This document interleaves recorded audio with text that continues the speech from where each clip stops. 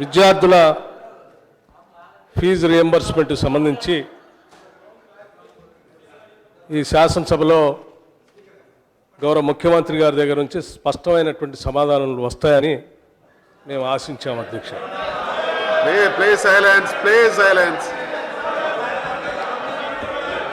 సమాధానాలు వస్తాయని ఆశించాం కానీ దురదృష్టం అరుపులు కేకలు వస్తూ ఉన్నాయి. మేము సమాధానాలు ఆశించాం, అరుపులు కేకలు కాదు. ఎందుకనంటే ఈ రాష్ట్రంలో నూతనంగా ఏర్పడినటువంటి ఈ రాష్ట్రంలో విద్యార్థుల జీవితం చాలా ముఖ్యమైనది అధ్యక్ష. మానవ వనరులు చాలా ముఖ్యమైనది అధ్యక్ష. సర్ప్లస్ బడ్జెట్తో కొత్త రాష్ట్రం ఏర్పడితే ఈ రాష్ట్రంలో ఉన్నటువంటి వనరులతో సహజ వనరులను అద్భుతంగా అభివృద్ధి చేసుకోవచ్చు అనేటువంటి ఆశతోనే అనేక మంది విద్యార్థులు ఈ ఉద్యమంలో పాల్గొన్నారు అధ్యక్ష. మీరు ఏం చెప్పదలుచుకున్నారు?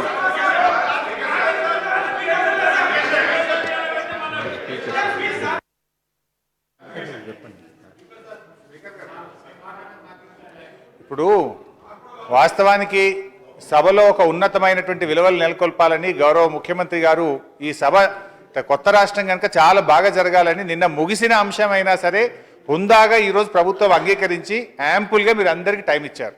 ఆల్మోస్ట్ డిస్కషన్ ఎంతసేపు అయిందో మళ్ళీ అంతసేపు డిస్కషన్ అయింది. ముఖ్యమంత్రి గారు కూడా ప్రతి సభ్యుడు అడిగిన ప్రతి ప్రశ్నకు డీటెయిల్డ్గా ప్రభుత్వం నుంచి సమాధానం రావడం జరిగింది అధ్యక్ష. సో ఇప్పుడు వారి ఫైనల్గా ఏదైనా చెప్పదలుచుకుంటే ఐదర్ దే సపోర్ట్ ఆర్ లేదా ప్రొటెస్ట్ చెప్పమనండి. కానీ ఇప్పుడు మళ్ళీ ఏం చేస్తారు సార్ అంటే మాట్లాడాల్సిందంతా మాట్లాడి మళ్ళీ మాకు అవకాశం ఇవ్వలేదనేటువంటి ఒక సాంప్రదాయాన్ని ఈ సభలో తేవడం మంచిది కాదు అధ్యక్ష. వారు ఎల్ఓపి గారు అంతసేపు మాట్లాడినారు. వారు ముఖ్యమంత్రి గారి సమాధానంతో సంతృప్తి పడితే సపోర్ట్ చేయమనండి. లేదు మాకు వేరే ప్రోగ్రామ్ ఉంది, బయట వెళ్ళాలి, లేదా మేము మా పార్టీ పాలసీ మేము ప్రొటెస్ట్ చేయాలనుకుంటే ప్రజలకు తెలుసు, చేయమని చెప్పండి. కానీ మళ్ళీ చర్చలోకి మాత్రం దయచేసి మీరు అవకాశం ఇవ్వద్దు. ఎందుకంటే సింగరేణి మీద మాట్లాడాల్సిన అవసరం ఉంది. సభ్యులందరూ కూడా ప్రిపేర్ అయి ఉన్నారు అధ్యక్ష. భట్టి గారు మీరు స్ట్రేట్గా మీ క్లారిఫికేషన్లో ముఖ్యమంత్రి గారు అన్ని విషయాలు మాట్లాడిండు, మళ్ళీ ఫర్దర్గా కూడా చెప్పిండు. దీని విషయంలో మిగతా సభ్యులను కూడా పిలిపించుకొని మాట్లాడి ఒక పాలసీని కూడా అడాప్ట్ చేద్దామని చెప్పిండు. సార్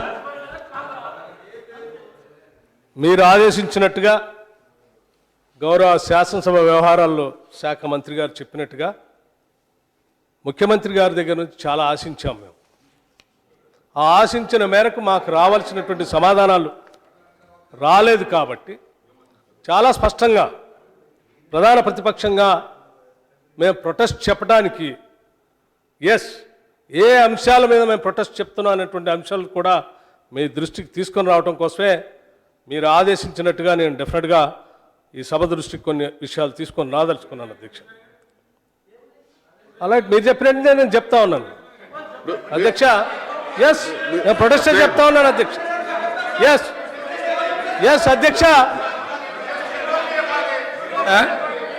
అధ్యక్ష ఒకటే అండి,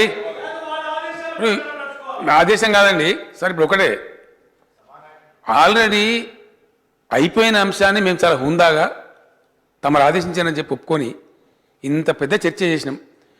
ఫైనలీ క్లారిఫికేషన్ అన్నారు, అందరు అన్ని పాటలు అడిగిన అధ్యక్ష. Amply you given sufficient time. I have also try to clarify it. కొంతమంది రిటర్న్ ఆన్సర్ కూడా పంపిస్తామని చెప్పినాం, చాలా పెద్ద డీటెయిల్స్ అయితే కూడా. తర్వాత కమిటీ కూడా ఏర్పాటు చేస్తామన్నాం అధ్యక్ష. దీని తర్వాత ప్రొటెస్ట్ చెప్పదలుచుకుంటే అన్ని పార్టీలు కూడా అవకాశం ఇవ్వండి, మేము అబ్జెక్షన్ చేస్తలేం. Please give them, but under the pretext of protesting there cannot be లంబా చౌడా స్పీచెస్ సార్. మనం తినాలే, మేము కూడా భోజనం చేయాలి. మళ్ళీ సింగరేణి ఉంది సార్. ఇక ఇంతకు మించి సబ్జెక్టే లేనట్టు, ఇంతకుముందు విషయమే లేనట్టు రాష్ట్రంలో ఉన్నట్టు కరెక్ట్ కాదు. దీని తర్వాత సింగరేణి ఉంది, విచ్ ఈస్ వెరీ ఇంపార్టెంట్. కాబట్టి ఎంత తొందరగా ముగిస్తే అంత తొందరగా వర్కింగ్ లంచ్ కూడా సభ్యులు భోజనం కూడా చేయాలి కదా అధ్యక్ష. భట్టి గారు క్లారిటీ ఇచ్చినారు, మీరు ప్రొటెస్ట్ చెప్తే తెలుసుకుంటే ప్రొటెస్ట్ చేయండి, అంతేగాని ఐ డోంట్ అలో మళ్ళీ సబ్జెక్టులోకి పోయేటువంటి అవకాశం ఇవ్వము. మీరు చెప్పినటువంటి ఆన్సర్ మీకు సరిపోయింటే మీరు ప్రొటెస్ట్ చేయండి. ప్లీజ్ ప్రొటెస్ట్ అంటే మేము అడిగినటువంటి అంశాలు ప్రభుత్వం నుంచి రావాల్సిన సమాధానాలు రాలేదు కాబట్టి ఏ అంశాల్లో రాలేదనేటువంటి అంశం మీ ద్వారా సభ దృష్టికి తీసుకొని వచ్చి మేము ప్రొటెస్ట్ చేయటమే. మేము అదే చెప్తా ఉన్నాం. గౌరవ ముఖ్యమంత్రి సార్ ఆన్సర్ రాలేదు అని అంటున్నారు, అదే ప్రొటెస్ట్. ఆ పాయింట్ చెప్తున్నారు కదా మళ్ళీ డీటెయిల్స్ లో. Sir with all my respect to the chair sir, మా ప్రొటెస్ట్ మేము ఏ రకంగా చెప్పాలో ప్రొటెస్ట్ అనేది కూడా మీరు ఆదేశిస్తే మేము ప్రొటెస్ట్ మేము డివైడ్ కావట్లేదు sir. I have a lot of respect for the chair sir. మేము చెప్పాలనుకున్నది చెప్పలేండి సార్. కనీసం మీరు ప్రొటెస్ట్ చెప్పడానికి ఇక్కడ చైర్ నుంచి అబ్జెక్షన్ లేదండి సార్. నేను అదే చెప్తున్నాను సార్. నేను ప్రొటెస్ట్ పేరు మళ్ళీ లోతుల్లోకి పోవడానికి ప్రొటెస్ట్ అంటే ఈ సబ్జెక్ట్ మీద సార్, నేను వేరే సబ్జెక్ట్ పోను. ఆ సబ్జెక్ట్ నేను వేరే సబ్జెక్ట్ పోను. కేవలం విద్యార్థులు ఫీజు రియంబర్స్మెంట్ సంబంధించే మాట్లాడుతాను. నేను డిబేట్ కాను సార్. నేను కాను సార్. గౌరవ ముఖ్యమంత్రి గారు ఈజ్ సీనియర్ పార్లమెంటేరియన్. వారికి తెలుసు ప్రొటెస్ట్ సందర్భంగా ఏ రకంగా మాట్లాడతారు, ఎంతసేపు మాట్లాడతారు, ఏ అంశాలు దృష్టికి తీసుకొస్తారు వారికి తెలుసు. మేమేమి డిబేట్ కావట్లేదు, లేకపోతే అసభ్య పదజాలం అంతకంటే వాడట్లేదు. ప్రొటెస్ట్ చెప్పడానికి సెకండ్ సరిపోతాయి, 1 minute మీకు అలౌ చేస్తున్నారు. సారీ సార్, సెకండ్స్ లో ప్రొటెస్ట్ చెప్పేటువంటి విధానం నాకు తెలిసి ఈ శాసనసభ చరిత్రలో కానీ గత ఉమ్మడి శాసనసభ చరిత్రలో సెకండ్స్ లో ప్రొటెస్ట్ ఎప్పుడు చెప్పలేదు. సారీ సార్, నన్ను చెప్పలేదు సార్ ప్రొటెస్ట్ అంటే ఏంటో. ముఖ్యమంత్రి గారి సమాధానం పట్ల మీరు సంతృప్తి చెందలేదు అంటున్నారు, అదే ప్రొటెస్ట్. ఇంకా అది ఎట్లయితే సార్, నా ప్రొటెస్ట్ కూడా మీరే చెప్తే ఎట్లా సార్? సార్ ప్రొటెస్ట్ గురించి అడగలేదు సార్. మేము కూడా ఈ హౌస్ లో చూసినాం, లీడర్ ఆఫ్ ద హౌస్ ఆ పక్ష నాయకుడు చెప్తా ఉంటాడు. మరి ఇది సభ్యుడి వ్యక్తిగత ప్రొటెస్టా, ఇది పార్టీ పక్షాన ప్రొటెస్టా, అది పెద్దలు జానారెడ్డి గారు క్లారిఫై చేయాలి. మరి ఎందుకంటే మేము ఎప్పుడు చూసినా కూడా జనరల్గా ఫ్లోర్ లీడర్ చెప్తుంటాడు ప్రొటెస్ట్ అనేది, కానీ ఇది వారి వ్యక్తిగతమా లేకపోతే కాంగ్రెస్ పార్టీ లీడర్ని ఏమైనా మార్చుకున్నారా లేకపోతే లీడర్ పక్షాన వారు మాట్లాడుతున్నారా?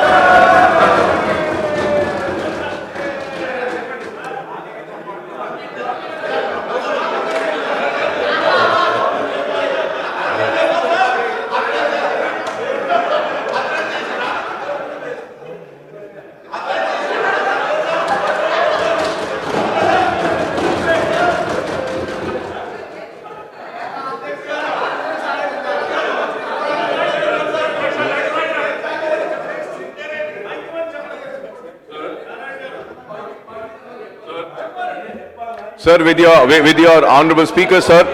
Sir, 1 minute, sir. Sir, honorable speaker, sir. Sir, with your kind permission, sir, I would like to request the leader of opposition, kindly do not protest. We have 2 more years left and we have got a good reply from Honorable Chief Minister Saab. He has given a detailed reply because I thought at least I should come for the rescue of the opposition party. That is why I am making an appeal to them to kindly withdraw your protest. We have got a good time and also we have got a good complete reply from the Honorable Chief Minister Saab.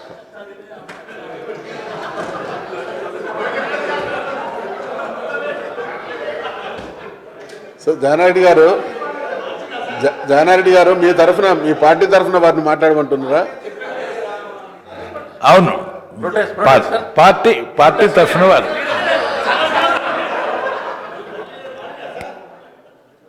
Sir ధన్యవాదాలు sir. గౌరవ సభాపతి గారికి protest చెప్పడానికి అవకాశం ఇచ్చినందుకు. Sir, ఈ రాష్ట్రంలో విద్యార్థులకు సంబంధించిన ఫీజు రియంబర్స్మెంట్ చాలా అతి ముఖ్యమైనటువంటి అంశం అధ్యక్ష. ఈనాడు యూనివర్సిటీస్లో కానీ, కళాశాలలో కానీ, గ్రామాల్లో కానీ, పట్టణాల్లో కానీ యావత్ రాష్ట్రం అంతా కూడా దీనిపైన రాష్ట్ర ప్రభుత్వం ఏ రకమైనటువంటి సమాధానం చెప్తుంది అనేటువంటి ఆశతో ఎదురు చూస్తూ ఉన్నారు అధ్యక్ష.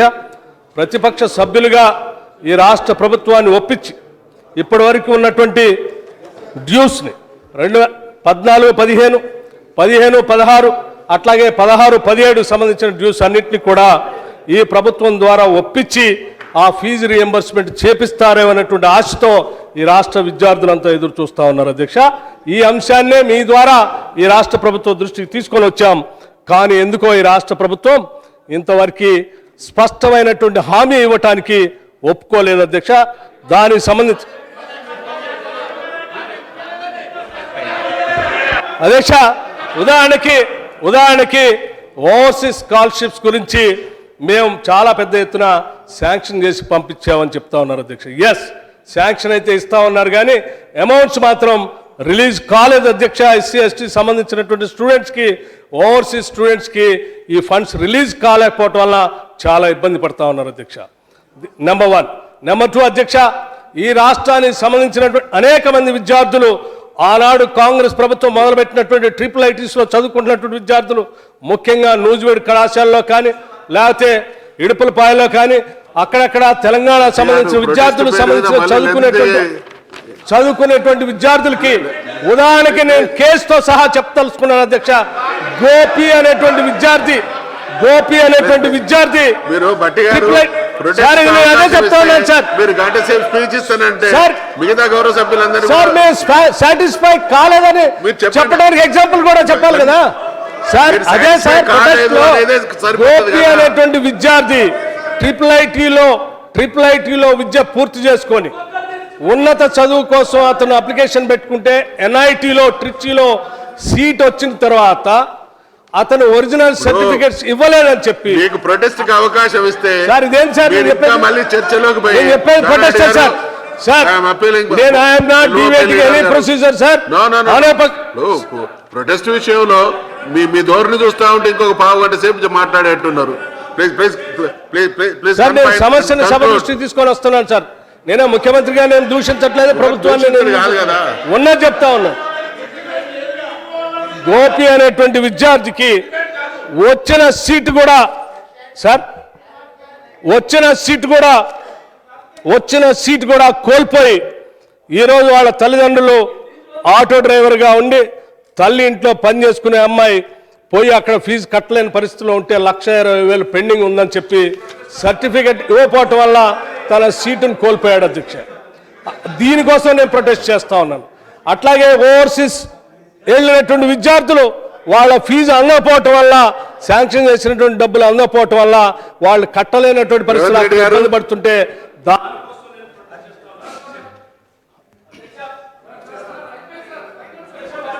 కిషన్ రెడ్డి గారు వారు మీరు ప్రొటెస్ట్ అనే పేరుతోని ఇప్పుడు ప్రొటెస్ట్ కు అవకాశం ఇస్తే ప్రొటెస్ట్ 1-2 పాయింట్ చెప్పి అల్టిమేట్ గా మీ అట్లా కాదు కదా కిషన్ రెడ్డి సార్. ప్రధానంగా ఫీజు రియంబర్స్మెంట్కి సంబంధించి ప్రభుత్వం ప్రవేశపెట్టిన షార్ట్ డిస్కషన్స్లో తెలుగుదేశం పార్టీ పక్షాన కొన్ని కీలకమైన అంశాలు లేవనెత్తినా కూడా ముఖ్యమంత్రి గారు సమాధానం చెప్పకపోవడంతో తెలుగుదేశం పార్టీ నిరసన తెలుపదలుచుకున్నది అధ్యక్ష.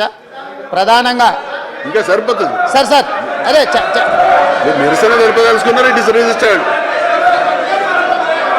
కిషన్ రెడ్డి గారు వాళ్ళు నిరసన తెలుపదలుచుకున్నారు, చెప్పేసి సార్.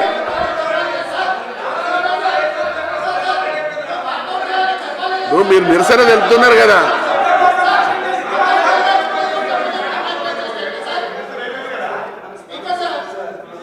కిషన్ రెడ్డి గారు 1 minute. కిషన్ రెడ్డి గారు 1 minute లో క్లోజ్ చేయండి. మీరు కూర్చోండి. కిషన్ రెడ్డి గారు మీరు కూర్చోండి. స్పీకర్ సార్, రేవంత్ రెడ్డి గారు ప్రధానంగా విజిలెన్స్ అండ్ 1 minute. మీరు 1 minute లో క్లోజ్ చేయండి. Speaker sir, I have a lot of respect for the chair sir. ఇది కరెక్ట్ కాదు సార్. సార్ ఇది కరెక్ట్ కాదు సార్. మేము ప్రధాన ప్రతిపక్షం, మేము పాయింట్స్ చెప్పి ప్రొటెస్ట్ చేయడానికి మీరు అవకాశం ఇవ్వకుండా మీరు మధ్యలోనే మాతో ఆర్గ్యూ చేసుకుంటే సమయం అంతా మా తినేస్తున్నారు. 100% చెప్తున్నాను సార్. నేను డిబేట్ కావట్లేదు లెందీగా సార్. ఎందుకు ప్రొటెస్ట్ ఎందుకు చేస్తున్నాం? మేము రీజన్స్ కూడా చెప్పాలి కదా సార్. ఒక నిమిషంలో క్లోజ్ చేయండి సార్. 2015-16 బకాయిలు మొత్తం చెల్లించాలి. 2016-17 సంబంధించి వెంటనే 40% సంబంధించిన బకాయిలు చెల్లించాలి. అట్లాగే కాంగ్రెస్ పార్టీకి సంబంధించిన అడిగినటువంటి అనేక అంశాలపైన, ముఖ్యంగా ఓవర్సీస్ స్కాలర్షిప్స్ కానీ, ఎస్సీ ఎస్టీ స్టూడెంట్స్కి కేంద్రం నుంచి వస్తున్నటువంటి నిధులకు సంబంధించిన స్కాలర్షిప్స్ కూడా ఇవ్వకుండా డైవర్ట్ చేస్తున్నటువంటి అంశం కానీ, లేకపోతే మీరు చెప్పినటువంటి సమాధానం ఏదైతే కళాశాలలో టీచింగ్ స్టాఫ్ సరిగా లేదని చెప్పి కళాశాలలో మూసివేయటం కోసం మీరు చెప్పించినటువంటి సాకులు కూడా కరెక్ట్ లేవు. ఒకవేళ మీరు నిజంగా దాన్ని నమ్మేటువంటి పరిస్థితి ఉంటే మీరు సిఐడి, విజిలెన్స్, పోలీస్ ద్వారా చేసినటువంటి ఎంక్వైరీ రిపోర్ట్ అంతా కూడా సభ ముందు పెట్టండి. దీనికి సంబంధించిన బిల్లులన్నీ క్లియర్ చేయండి.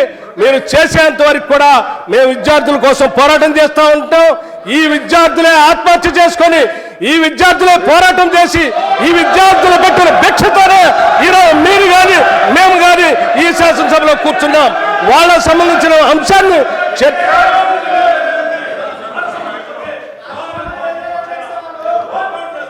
స్పీకర్ సార్, ప్రధానంగా ఏ తెలంగాణ కోసం అయితే వందల మంది విద్యార్థులు ఆత్మ బలిదానాలు చేసుకున్నారో ఆ విద్యార్థుల చదువులకు సంబంధించి ఫీజు రియంబర్స్మెంట్ విషయంలో రాష్ట్ర ప్రభుత్వం నిర్లక్ష్యంగా వ్యవహరించడానికి, అదేవిధంగా రాష్ట్ర ప్రభుత్వం నియమించిన విజిలెన్స్ అండ్ ఎన్ఫోర్స్మెంట్ నియమించి కళాశాలలు తనిఖీలు చేపట్టినమని చెప్పి ముఖ్యమంత్రి గారు చెప్పిండ్రు. ఆ రిపోర్ట్లను అన్నిటిని కూడా శాసనసభలో పెట్టాల్సి ఉండే, ఇప్పటివరకు ఆ రిపోర్ట్ల వివరాలు శాసనసభలో పెట్టకపోవడానికి, అదేవిధంగా తెలంగాణకు సంబంధించిన విద్యార్థులు ఆంధ్రప్రదేశ్లో కళాశాలలలో అడ్మిషన్లు వస్తే వాళ్ళకు ఫీజు రియంబర్స్మెంట్ చేయకపోవడానికి 4,410 కోట్ల రూపాయలు ఈ జనవరి నాటికి ఏవైతే ఫీజు బకాయిలు ఉన్నాయో ఆ పేమెంట్ల పట్ల స్పష్టత రాష్ట్ర ప్రభుత్వం ఇవ్వకపోవడానికి నిరసనగా తెలుగుదేశం పార్టీ వాకౌట్ చేస్తుంది. అధ్యక్ష, నేను రాష్ట్ర అధ్యక్షుడిగా ఉన్నప్పుడు, కాంగ్రెస్ పార్టీ ముఖ్యమంత్రిగా రోషయ్య గారు ఉన్నప్పుడు ఈ ఫీజుల రియంబర్స్మెంట్ పథకానికి తూట్లు పొడిచి నిర్వీర్యం చేసేటువంటి పరిస్థితుల్లో, ఎట్టి పరిస్థితుల్లో ఈ పథకం ద్వారా ప్రభుత్వ ధనం దుర్వినియోగం అవుతుందని ఆ రోజు కాంగ్రెస్ పార్టీ ప్రభుత్వం భావించినప్పుడు నేను స్వయంగా ఈ ఫీజుల రియంబర్స్మెంట్ పథకాన్ని ఎట్టి పరిస్థితుల్లో నిర్వీర్యం చేయకూడదని చెప్పి అమరాన్ని నిరాదీక్ష చేస్తే నన్ను అరెస్ట్ చేసి గాంధీ హాస్పిటల్లో పెడితే, గాంధీ హాస్పిటల్లో కూడా ఫాస్ట్ కొనసాగిస్తే అప్పుడు ప్రభుత్వం దిగివచ్చి 3,200 కోట్లు రిలీజ్ చేయడం జరిగింది. కాబట్టి కాంగ్రెస్ పార్టీ వాళ్ళ అధికారం ఉన్నప్పుడు ఏం చేశారో ఒకసారి అర్థం చేసుకోవాల్సిన అవసరం ఉంది. అదేవిధంగా నేను ముఖ్యమంత్రి గారిని కోరుతాను, నాకు పూర్తి విశ్వాసం ఉంది ఇప్పుడు ముఖ్యమంత్రి గారు ఇచ్చినటువంటి హామీ మీద. ఒకవేళ ఈ ప్రభుత్వం చేయకపోతే మళ్ళీ మేము నిరాదీక్ష చేస్తైనా సరే విద్యార్థులకు అండగా ఉంటామని చెప్పి ఈ సందర్భంగా మనవిస్తూ రెండు విషయాలు అధ్యక్ష. ఒకటి, సర్టిఫికేట్స్ వాపస్ ఇస్తలేరు సార్. పాస్ అయిన తర్వాత కూడా ఒక కఠినమైన చట్టం చేయాలి. ఎట్టి పరిస్థితుల్లో ఎగ్జామ్స్ పూర్తయిపోయిన తర్వాత, ముఖ్యమంత్రి ఎగ్జామ్స్ పూర్తయిపోయిన తర్వాత, పాస్ అయిపోయిన తర్వాత విద్యార్థులు పై చదువులకు కానీ ఉద్యోగాలకు వెళ్ళేటందుకు ఇబ్బంది అవుతుంది. ఆ సర్టిఫికేట్స్ ఎట్టి పరిస్థితుల్లో ప్రైవేట్ ఇన్స్టిట్యూషన్స్ పెట్టుకోకూడదు. అది ఖచ్చితంగా చట్టం చేస్తారా, జీవో చేస్తారా, సర్టిఫికేట్లు ఇప్పాలి. రెండోది, అనాథాశ్రమాలు. సైదాబాద్లో వైదేహి ఆశ్రమం ఉంది. అక్కడ 31 మంది అమ్మాయి ఇప్పుడు ఇంజనీరింగ్ చదువుతున్నారు. 31 మెంబర్స్ ఆ అనాథాశ్రమంలో. వాళ్లకు మరి ఇన్కమ్ సర్టిఫికేట్ లేదు. సైదాబాద్ వైదేహి ఆశ్రమం. ఆ రకంగా రాష్ట్రంలో అనేక అనాథాశ్రమంలో చదువుతున్నటువంటి అమ్మాయిలు కూడా వాళ్ళకి ఇన్కమ్ సర్టిఫికేట్ ఉండదు. తల్లిదండ్రులే లేరు. కాబట్టి వాళ్లకు ఈరోజు ఆన్లైన్లో పెట్టుకోవాలంటే యాక్సెప్ట్ చేయడం లేదు. కంప్యూటర్ ఇంప్రూవ్ పెట్టుకోలేదు వాళ్ళు. నేను ఈ విషయాన్ని మంత్రి గారి దృష్టికి తీసుకెళ్లాను. కాబట్టి ఆ రకంగా అనాథ పిల్లలకు సంబంధించి కూడా చేయాల్సిందిగా ఈ ఫీజుల రియంబర్స్మెంట్ పథకం ముఖ్యమంత్రి హామీ ఇచ్చినట్టు తప్పకుండా ఏ విద్యార్థికి నష్టపోకుండా ఈ యొక్క పథకాన్ని అమలు చేయాల్సిందిగా నేను ప్రభుత్వాన్ని కోరుతూ నేను మరి విరమించుకుంటున్నాను. రాజయ్య గారు, ఫీజు రియంబర్స్మెంట్ స్కాలర్షిప్ విషయంలో ముఖ్యమంత్రి గారు చాలా స్పష్టత ఇస్తారనుకున్నాం, కానీ అది మార్చి 31 వరకు అన్నారు. కానీ ఇది వెంటనే విడుదల చేయాలి. నేను సిపిఎం పార్టీ తరఫున వాకౌట్ చేస్తున్నాను. అక్బర్ గారు.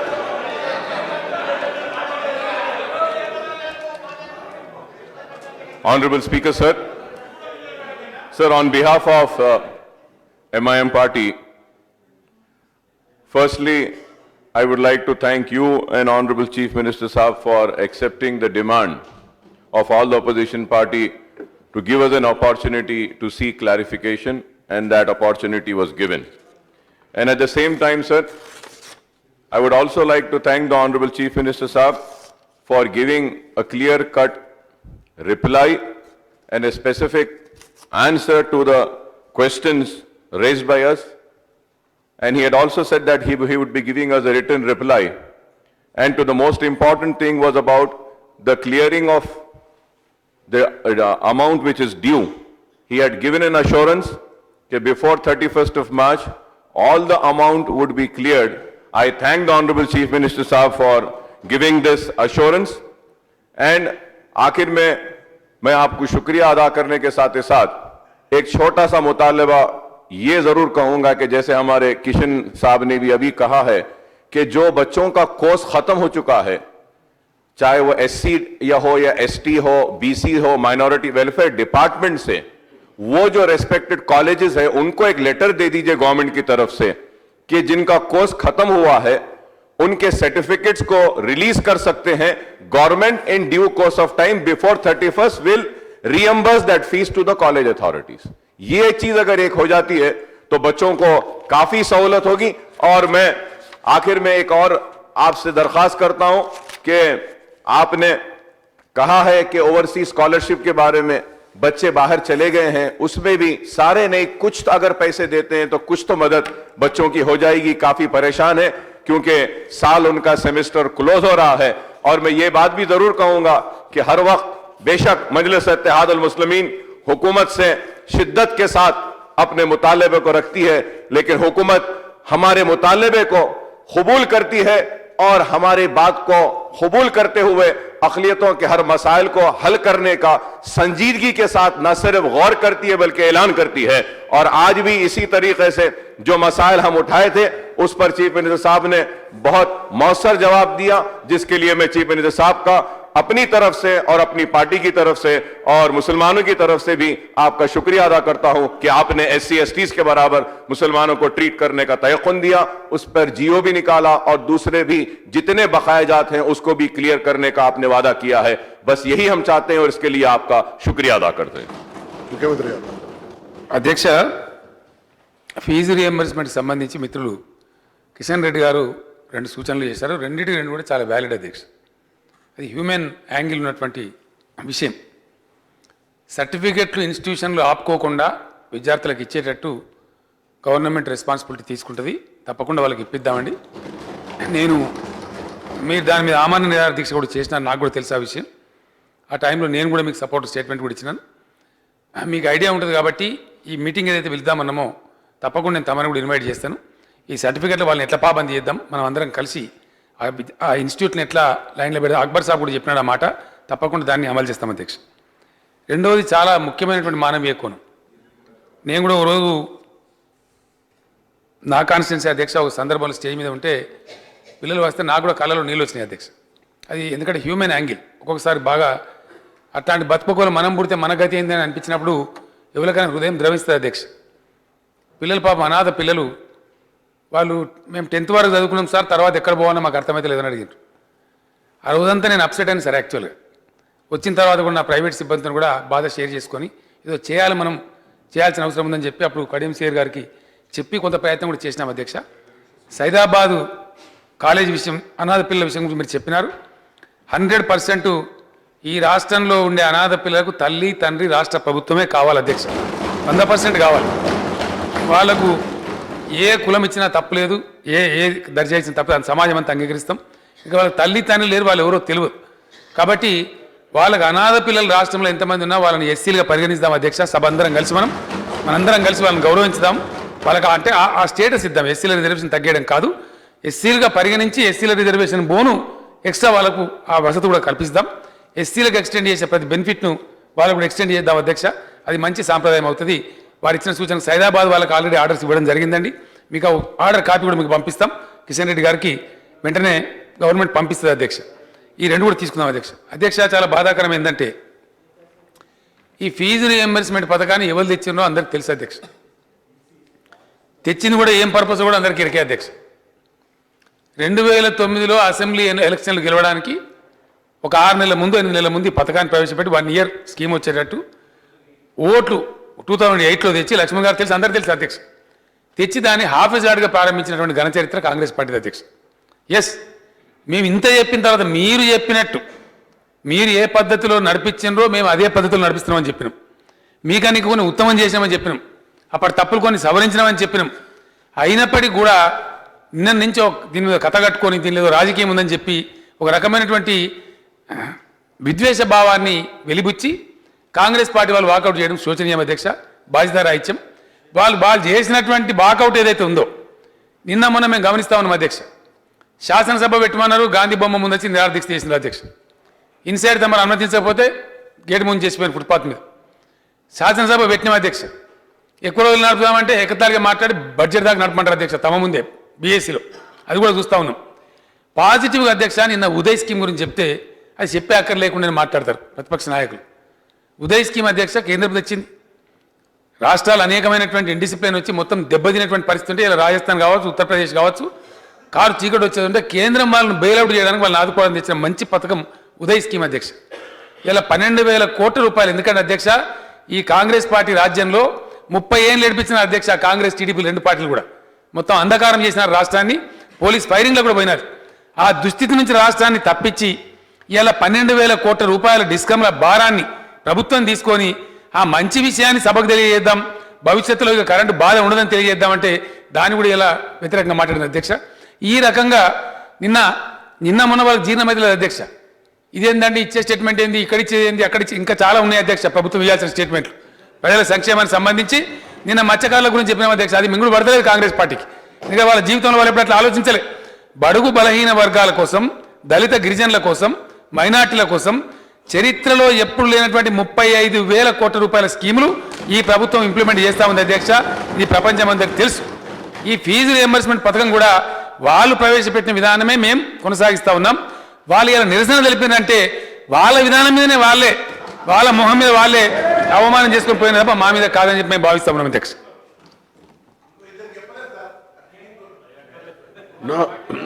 Now let us take up short discussion on Singareni Collieries. Honorable Chief Minister. అధ్యక్ష